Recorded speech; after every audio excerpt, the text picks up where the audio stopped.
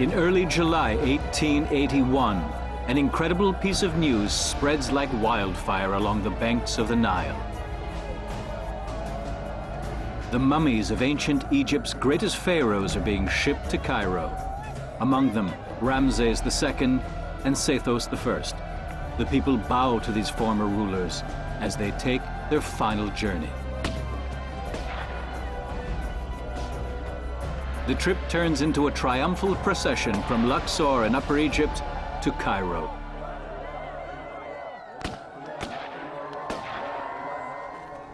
After 10 days, the procession led by German archaeologist Emil Brugsch reaches the capital. It is the final chapter of an archaeological adventure that began with a veritable tomb raid several decades ago, and then became a search for the beginnings of ancient Egypt.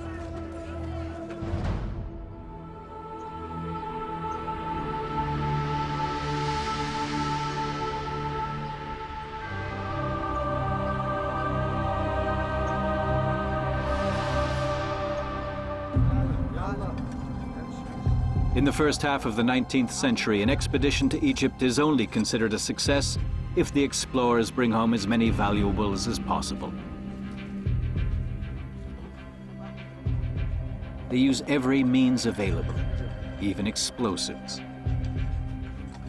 A French archaeologist, Auguste Mariette, has discovered the entrance to a tomb in Saqqara, south of Cairo, in 1851. He expects a wealth of finds.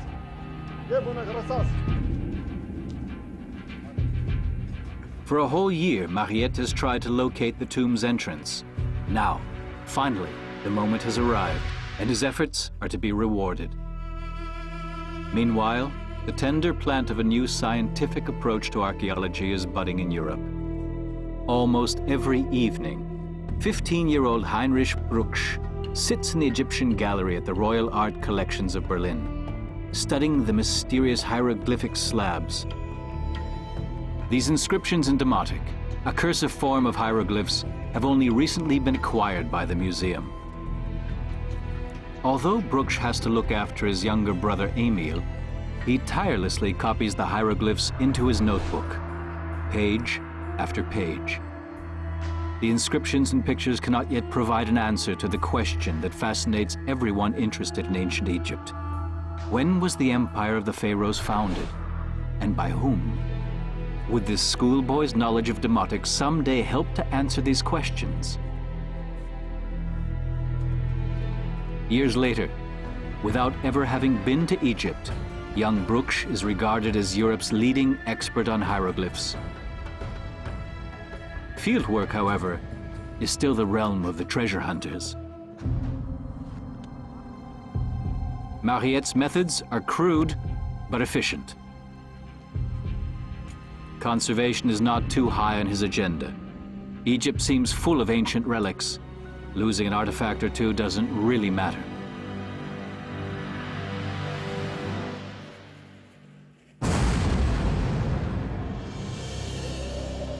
But this time, in Saqqara, Mariette is not searching for a royal tomb. He is hunting for the sacred bull of Apis.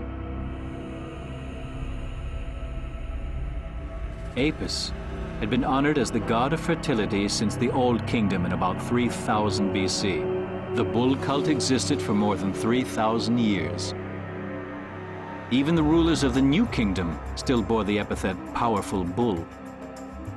To ancient Egyptians, Apis was an earthly representative of the world's creator. According to legend, the bulls were buried in a similar manner to the pharaohs, in huge coffins in the necropolis of Saqqara, close to the former seat of government in Memphis.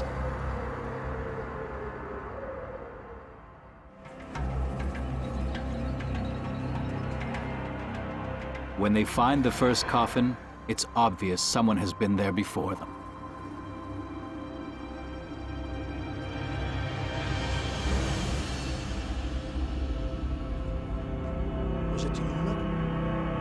Mariette is at a loss. There's clearly nothing here. But although the sarcophagus is empty, there is no evidence of the looting Mariette has so often observed in the pharaohs' tombs. Were the bulls and treasures reburied somewhere else, long ago, for fear of grave robbers? There are stelae attached to the walls. If there is an explanation for the reburial of the Apis bulls, it may be engraved here. Mariette has studied hieroglyphs, but he is unable to decipher these strange signs.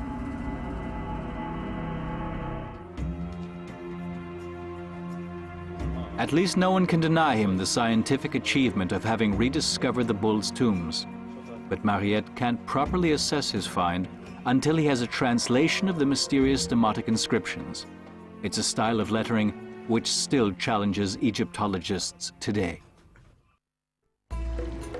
Elephantine Island is 1,000 kilometers upriver near Aswan. Here, the desert stretches almost to the banks of the Nile. The dry terrain of Upper Egypt clearly differs from the countryside in the northern parts of the country.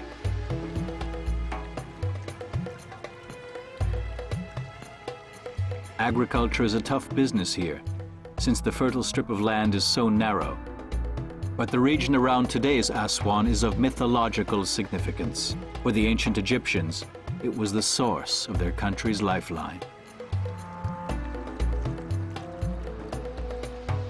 They called the island Abu, the elephant, perhaps because the rounded rocks reminded them of the bodies of the gray giants. But Elephantine's layers of settlements, dating back thousands of years and painstakingly excavated over the past 4 decades, have kept their secrets.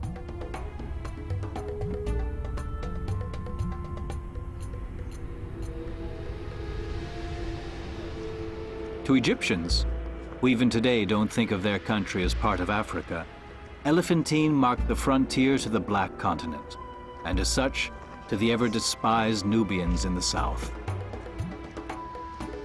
This is still the last Egyptian trading post, where goods from the Mediterranean pass on into inner Africa. For nearly 40 years, the German Archaeological Institute has been working together with the Swiss Institute for Egyptian Architectural Research, studying the settlements on Elephantine. Finds with Demotic inscriptions are a daily occurrence, but their interpretation is often too difficult for the archaeologists. Since it was impossible to construct horizontally expanding dwellings on the island, the settlements were built vertically, one layer on top of the other. A treasure trove for modern archaeologists. Artifacts from more than 4,000 years in one area. In Elephantine, we have the singular advantage of being certain that we are finding large amounts of written documents in context, in people's homes. That is an opportunity Brugsch almost never had back then. He mainly had to rely on papyrus stocks from the museums or the art trade here in Egypt.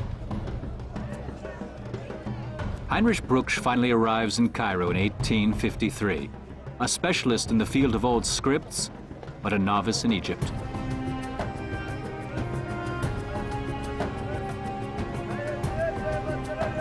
The King of Prussia, Frederick William IV, has given Brugsch letters of recommendation, but unfortunately, his financial support only amounts to 1,500 thalers, a modest endowment, especially considering that the price of Egyptian antiques has enormously increased.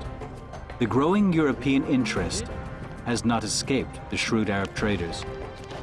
Immediately after Napoleon's Egyptian expedition in 1801, the Bavarian and Prussian kings started buying nearly everything that came out of the historical sites, even the inscriptions on ancient papyri, which no one could read at the beginning of the 19th century. For Brugsch, those papyri represent the only possibility of furthering his Demotic studies.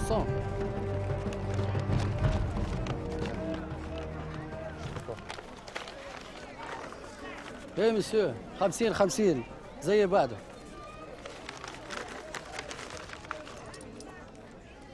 شكرا. Merci.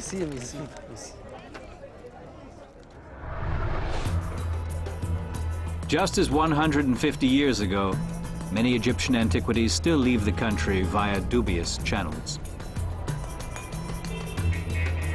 Supreme Council of Antiquities in Cairo has created an entire department to fight the international art trade mafia, who offers articles for sale through auction houses.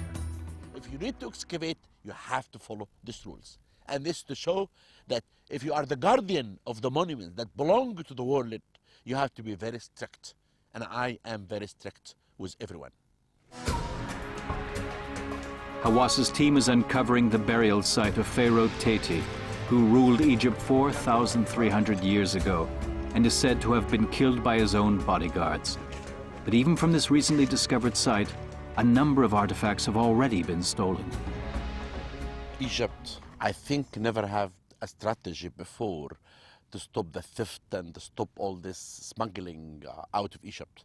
We have what really called the rape of the Nile. The Nile was completely raped by many people, adventurers and smugglers who came and they entered in tombs and they cut the reliefs and they stop. They even entered inside the storage magazines and they take statues. Saqqara is an example of that. Over like maybe 5 store magazines, they dug underneath and they took many artifacts, and we heard about this great theft that some English people and Egyptians together and Americans, they took and they smuggled many monuments from this place. The archaeological treasures are stored in Saqqara's excavation house. Guards make sure that only those in charge of the excavation are allowed to enter the storage rooms, since it is extremely tempting for the poorly paid laborers to sell a find to dealers.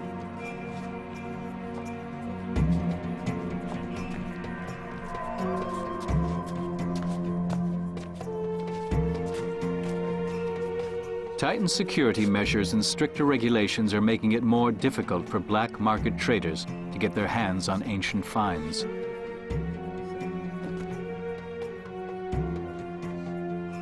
But that also means that prices for artifacts will rise. Supply and demand is the name of the game on the antiques black market, too. The highest prices are paid for gilded statues or intact coffins, like this coffin of a high-ranking government official who was buried in Saqqara in the year 100 BC.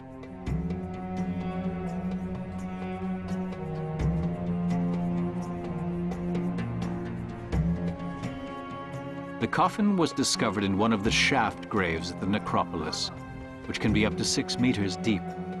Over thousands of years, they were used and reused, as were graves in general. Quite a few discoveries have already been made here, and there are new finds in every excavation season.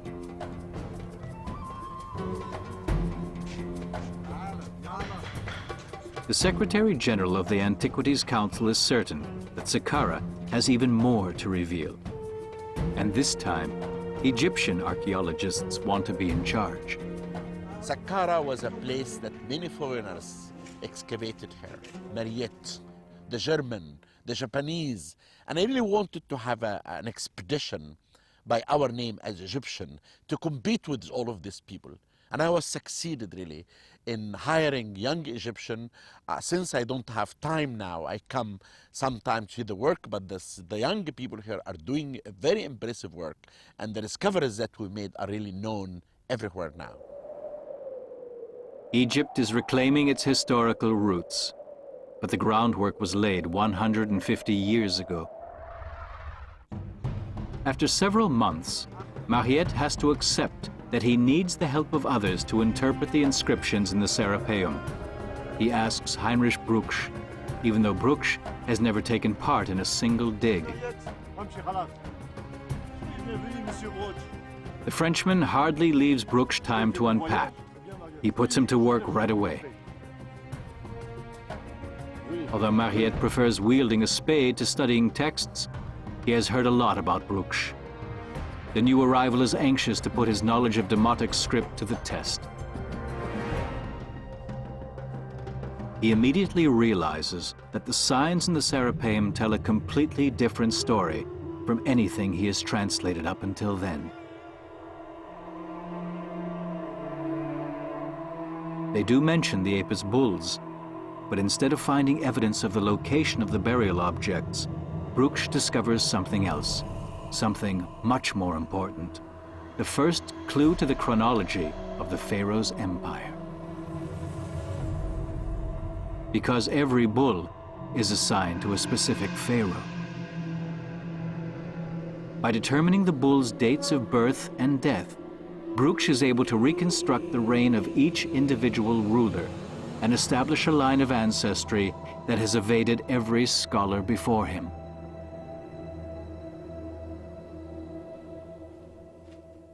Now that he has found the key to deciphering and arranging the tablets in chronological order, linking each bull with his specific pharaoh, Brugsch is certain he can descend the ladder of time to the very beginnings of ancient Egypt. Mariette at once understands the significance of this discovery. It is the first indisputable basis for the history and chronology of the Egyptian Empire. Like many scholars, Mariette too had wondered which king had founded this amazing empire. And when the cornerstone was laid for a kingdom that outshone all its rivals. In 1883, the estimates of scholars differed by thousands of years, and there was a good reason for that. Like the chronologies of most ancient peoples, the Egyptians didn't have a single fixed point from which to record time. With every new ruler, they began counting the years afresh. In 1864, another chronology was found, the famous Abydos king list.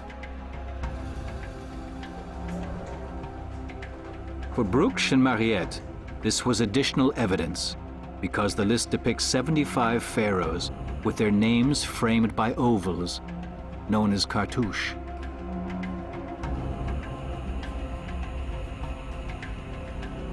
The earliest cartouche names Pharaoh Menes, who ruled in 2955 BC. But was Menes actually the first pharaoh? Modern scholars are only gradually approaching the beginnings of ancient Egypt. And today, they know that Menes was not the first ruler, but who ruled before him. Egyptologist Günther Dreyer is the director of the German Archaeological Institute in Cairo. He has been working in Egypt for over 30 years, but his most recent discoveries have been the most spectacular. Diese Funde waren schon sehr überraschend und man kann sie schon fast sensationell nennen. The finds were really surprising. You could almost say sensational, because we never expected we would find written documents and sources that could tell us something about that period. In that sense, there's a lot of good news. We're learning something about a period no one really knew anything about. We can now say written scripts existed much earlier than we had suspected, and that expands our historical horizon. This way, we're able to track the development and roots of Egyptian high culture, step by step. In Abydos, Günther Dreyer went in search of the dynasty that scholars call Zero. He discovered graves that are at least 150, if not 200 years older than the first dynasty of Menes.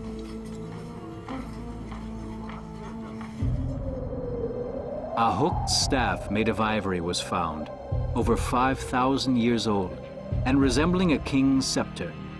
Perhaps it belonged to the first ruler of Dynasty Zero. On one of the vessels that were found, the sign of a scorpion is clearly visible. And this is what we call the first ruler, King Scorpion. Abydos is a milestone for Egyptology in its search for the roots of Egypt's high culture. Thanks to these discoveries, we can retrace the historical development about 200 years further back into the past. What existed before the Imperial Union? There was a partial empire in Upper Egypt, which gradually expanded to all of Egypt. In this way, we've been able to push back the dividing line between prehistory and history by about 200 years. Having grasped the significance of the line of ancestors, Mariette changes his way of working. The crude excavator turns into a serious archaeologist, and Heinrich Brugsch is promoted to be his closest confidant. After years of digging, Mariette has collected enough artifacts to fill a museum.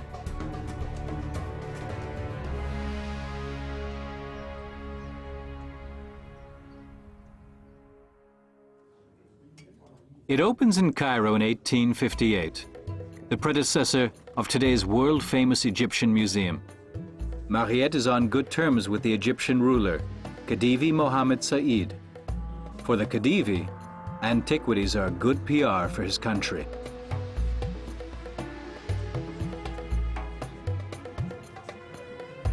He appoints Mariette the first director of the museum and raises him to the rank of Pasha. Thus ennobled, Mariette Pasha founds Egypt's first Council of Antiquities. In a separate gallery, Mariette reserves a place of honor for the greatest of all pharaohs, Ramesses II.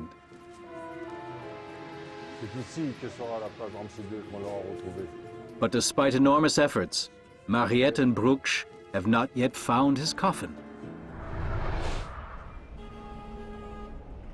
Following its move from a suburb, the Egyptian Museum is now located in the center of Cairo.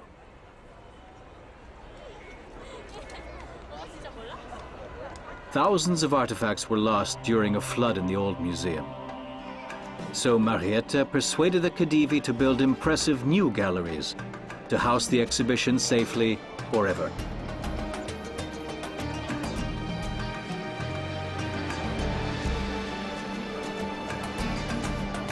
The museum now contains 1.5 million artifacts.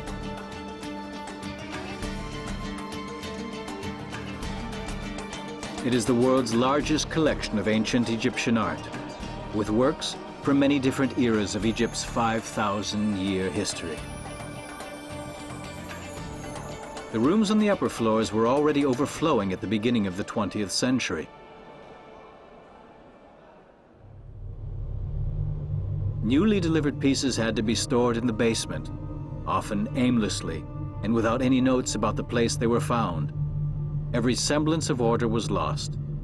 For a long time, nobody knew what exactly was locked away in the 3,000 square meters of vaults. Until a woman took over as director of the museum in 2004. Wafa El-Sadiq instructed her staff to make a thorough inventory. I'm sure we will fill some of the gaps in the ancient Egyptian history, because all the finds we have here are from archaeologists who discovered many places in Egypt over 140 years, and you can imagine what we have here in this basement and what's still to be discovered here. Whenever new artifacts are discovered, the museum's own conservation lab moves into action. 6 archaeologists have spent months combing through these underground treasure chambers. Every new coffin could be a king's. Many objects thought to be lost have been rediscovered in the museum's own basement.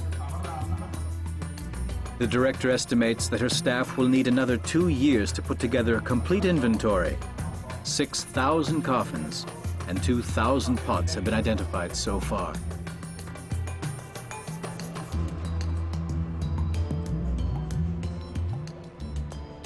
Despite meticulous reconstruction, in some cases nobody knows where the finds come from or how they fit into over 3,000 years of ancient Egyptian history.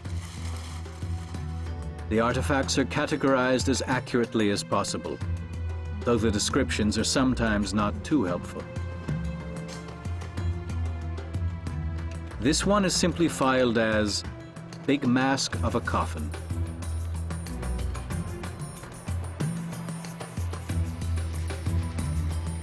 Some of the finds that were delivered here will never be found, because 150 years ago, the basement of the museum was a place for shady dealings.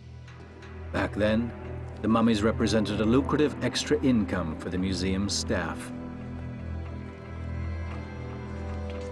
Emil, Heinrich's brother, is the new conservator, and he starts doing profitable deals, selling mummies.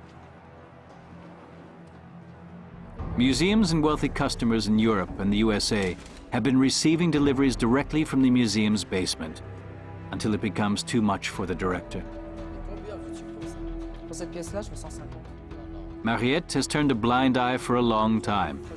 After all, Emil Brugsch is his good friend's brother. But enough is enough. Mariette cleans house. That doesn't necessarily make him more popular with the Egyptian black marketeers, but something had to be done. As for Emil Brugsch, his days as conservator are over, but the director is willing to give him a second chance. During the next 2 years, Mariette trains Emil Brugsch to become his scientific assistant. It is only then that he takes him to the Valley of the Kings. The head of Egyptian antiquities has expanded his scope of activities. He dedicates his entire energy to the search for the elusive mummy of Ramesses II. Mariette is obsessed with discovering the sarcophagus of the most powerful pharaoh of all time. Ramses' tomb had already been discovered long before, but it was empty. Yet more and more burial objects kept surfacing on the black market. That allows for only one conclusion. Grave robbers have actually found Ramses' final resting place.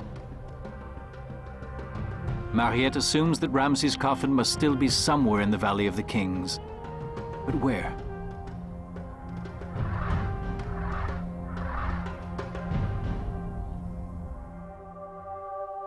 Mariette cannot know that the priests of the god king took their pharaoh out of the Valley of the Kings thousands of years before.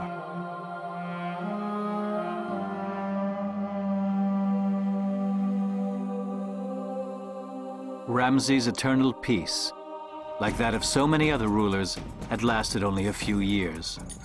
Then the robbers had come, stealing the gold, but leaving the coffins behind.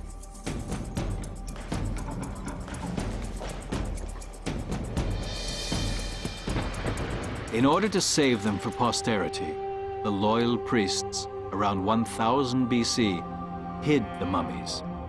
The pharaohs left the sacred Valley of the Kings.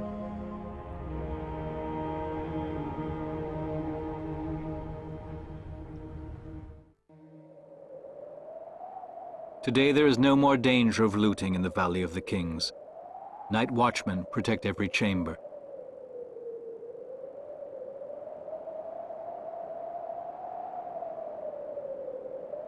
But now, the world's most famous tombs face a new threat. The scientists of the Theban Mapping Project were the first to notice. The humidity and temperatures in the burial chambers have dramatically changed in the past few years because of the tourists for whom the gates are opened at dawn.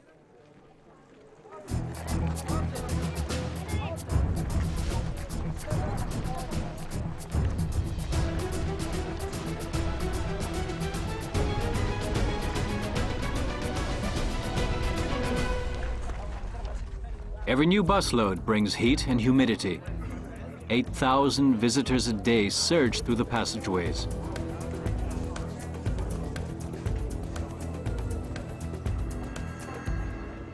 Archaeologist Kent Weeks founded the Theban Mapping Project to save the tombs.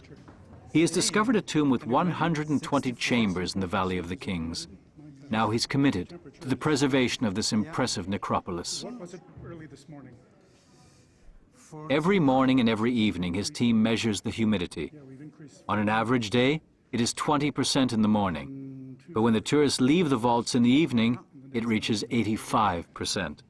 The desert climate preserved the sealed-off tombs for thousands of years. Now they are suddenly threatened with destruction. What would happen is that the plaster on the walls would soften and begin to flake off. The pigments would change, the paint would begin to deteriorate, and eventually the structural stability of the tomb would be affected, and pillars and columns could weaken to the point that you'd begin to get ceiling collapse. To prevent the worst, the biggest holes in the intricately adorned walls were simply plastered over. This was treating the symptoms. Many tombs were temporarily closed to the public.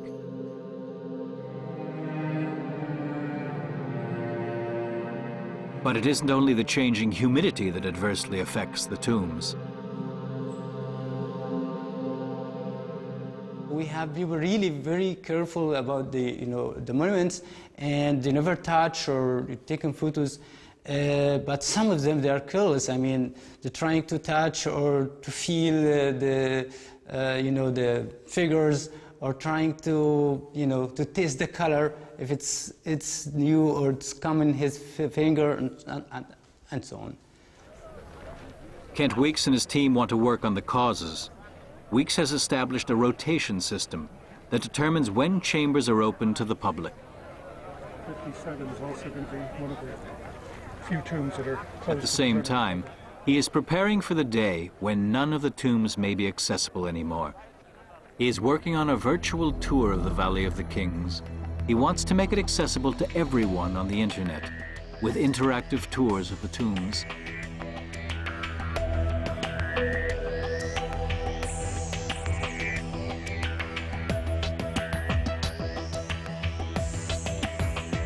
So that the Pharaoh's eternal peace can be preserved. I don't think an ancient pharaoh for a moment thought that there would be 8,000 people visiting his tomb every day for an eternity. The tomb was not designed to be visited by any except the spirit of the pharaoh and of the gods with whom he was to be associated. It was meant to be a sealed environment and left untouched. We are intruders in this environment, and obviously no one ever planned for this. No one ever thought the tourists would come in such numbers. Kent Weeks' office is a boat. Within sight of the ancient temples, he is developing a master plan on behalf of the Egyptian Council of Antiquities. He's trying to determine the critical number of tourists which the Valley of the Kings can tolerate before it suffers further damage. Weeks has become a consultant. Excavation plans have grown into business plans. Any archaeologist, whether he's working in Mexico or Guatemala or Paris or Istanbul or wherever, has to raise funds for his project. And it becomes increasingly difficult to do so because of increasing demands. Archaeology is very labor intensive, it's very expensive, increasingly so as new techniques and new technology are developed. I think probably an archaeologist spends almost as much time fundraising today as he does actually working in the field.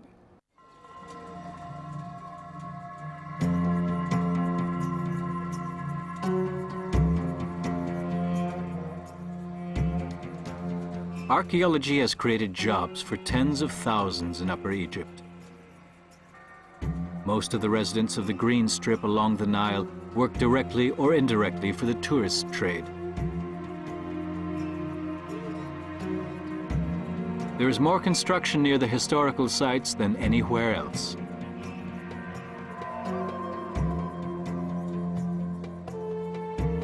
Archaeology prepared the ground for the stampede of visitors.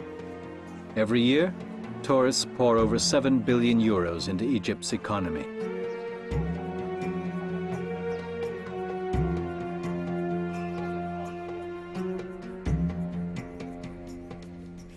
The government understandably does everything it can to encourage the cult of Egypt's ancestors.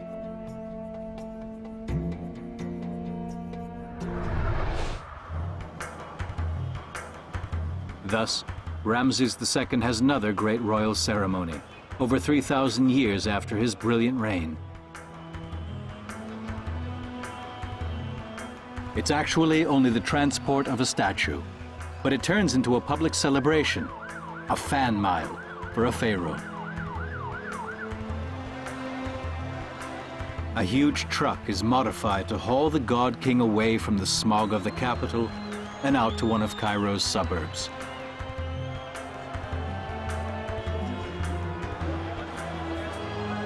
Ramses still captivates the masses, just as he did 150 years ago. Mariette spent 30 years digging and exploring in Egypt. In his final years, he is obsessed with finding Ramses' mummy. He has defied the extreme climate, gangs of thieves, and physical assaults. But he is powerless against diabetes. Heinrich and Emil Brugsch know their mentor's weakening. On their last visit, they bring him good news, sensational news. Auguste. The Egyptian police have stumbled upon a hitherto undetected grave. It's believed to be near Luxor, outside the Valley of the Kings. And everything the brothers have heard so far points to a royal tomb. Mariette is too weak to go there himself.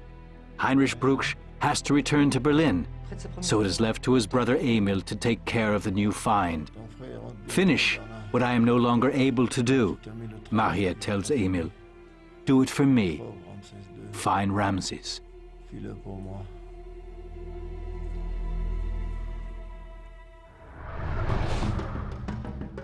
Emil Brugsch hurries to Luxor. There's no time to lose. Word about newly discovered royal tombs travels fast. Have the police really hit the jackpot?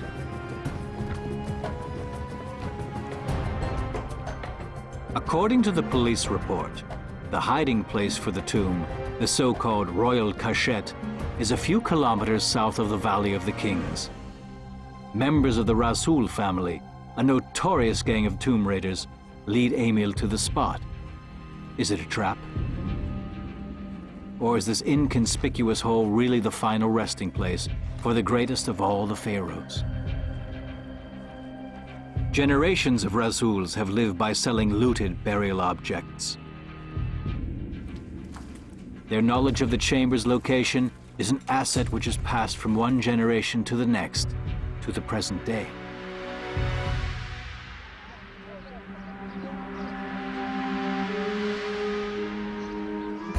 The descendants of the Rasuls still live in Kurna, the legendary village of tomb raiders.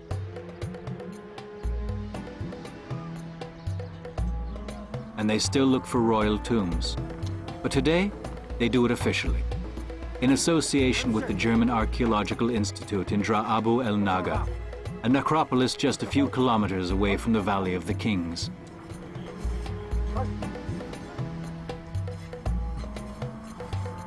The Institute has been exploring the huge cemetery since 1991.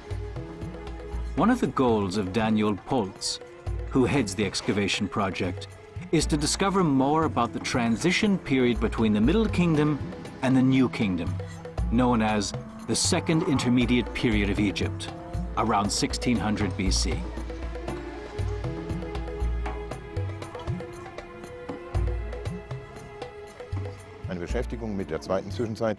By studying the Second Intermediate, we are dealing with the era that led to the high point of ancient Egypt's prosperity, the New Kingdom. That's why we are interested in this era, because it led to the creation of a kind of state structure which is hardly seen anywhere else in the ancient world. From Dra Abu el Naga, the rulers had a good view of the most important cemeteries in Thebes. It is the only necropolis within sight of the vast plain with the sacred sites of Karnak on the other side of the Nile. Thus, the necropolis benefited from the sacred status of Karnak. Mariette was sure that Dra Abu el Naga had to be a very special cemetery. Mariette hat als erster versucht, das Ganze ein bisschen zu systematisieren. Mariette was the first person to try to systemize the whole thing, and he also used ancient Egyptian sources and clues to find the burial sites of kings, which is amazing and relatively modern. He followed up on local information, here on site in Luxor, and tried to use ancient Egyptian sources as a map, so to speak, to find certain tombs. Now that is a relatively modern way of conducting archaeological research. An die Archäologie ranzugehen. Poltz is following in the footsteps of Mariette, who searched for royal tombs here as early as 1870, without results. Then, as now, archaeologists' appetites are whetted by a find which has been exhibited in the British Museum since 1830. The gilded coffin of Pharaoh Nuptcheperre, a ruler of the Second Intermediate, from Dra Abu el Naga. But information about the burial chamber's whereabouts was not passed on, so Poltz started to look for clues that had already guided Mariette. Ausgangspunkt für Mariette war ein Mariette's Papyrus. point of departure was a papyrus also stored at the British Museum. It described fairly precisely where the king's tomb group was located. The Abbott Papyrus is the antique report of a commission which investigated damages to the royal tombs in 1115 BC. In that report, it says that the tombs are located very close to a pyramid. Holtz identified this place as the location where the specified pyramid once stood. He also discovered that there are deep shafts underneath the pyramid. The underground shafts go down as far as 10 meters, but the shafts that have been investigated harbor no royal tombs. The empty, plundered coffin the archaeologists found belongs to a group of private tombs for a senior official in the administration. The search for the pharaohs buried in Dra Abu el Naga goes on.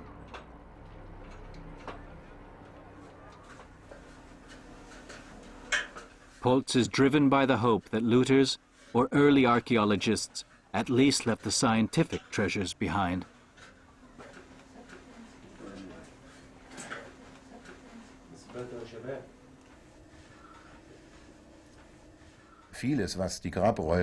Many of the things that don't interest tomb raiders are interesting to us, and vice versa. We are less interested in finding pieces of jewelry or gold or any kind of precious metal. We are out to find meaningful remains of funeral furnishings. The greatest finds in Dra Abu el Naga are probably made in secret, unknown to archaeologists. Many homes in Kuna are said to be built on undiscovered tombs, with shafts several hundred meters long, leading from the basements up into the hills. But a new law is designed to put an end to that kind of scheme. Some 3,000 families are being resettled. Soon these homes will no longer be here, and archaeologists will be able to enter the basements and perhaps come back with a surprise or two, provided the most important finds haven't already been stashed away somewhere. On July 6th, 1881, Emil Brugsch is on the verge of a remarkable discovery. In a shaft which could possibly lead him to the immortal Pharaoh. This moment could confer immortality on Brugsch himself. The first meters leave no doubt the shaft is indeed a hiding place for tombs.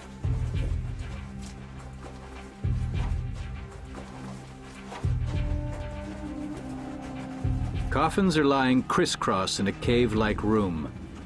Burial objects are strewn everywhere. Robbers seem to have helped themselves over the millennia. The final resting place for ancient Egypt's greatest rulers.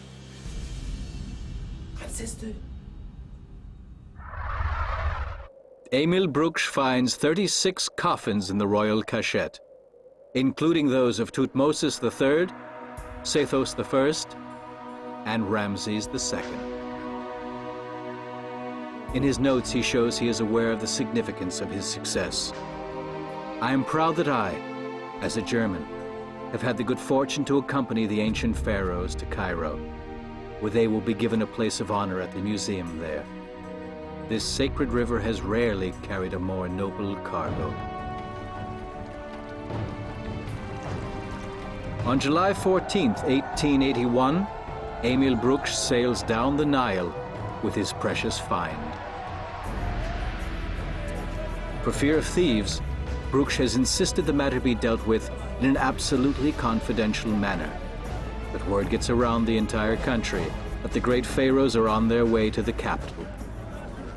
The people humbly pay their respects to their former rulers, even in the streets of Cairo. Auguste Mariette doesn't live to witness his assistant's triumph. Today, the likeness of Mariette, chiseled in stone, stands guard for Ramesses II in front of the Egyptian Museum. The pharaoh's mummy has been given a place of honor. His mortal remains have been rescued from oblivion. But instead of lying in eternal rest, he is now exposed to the eyes of the world. The discovery of the mummy of Egypt's mightiest ruler is symbolic of the way a science evolves. Archaeologists rescue historical knowledge from tomb raiders, and the fog surrounding the beginnings of ancient Egypt begins to clear. Stay with H2 for more mysteries of Egypt right through this Sunday.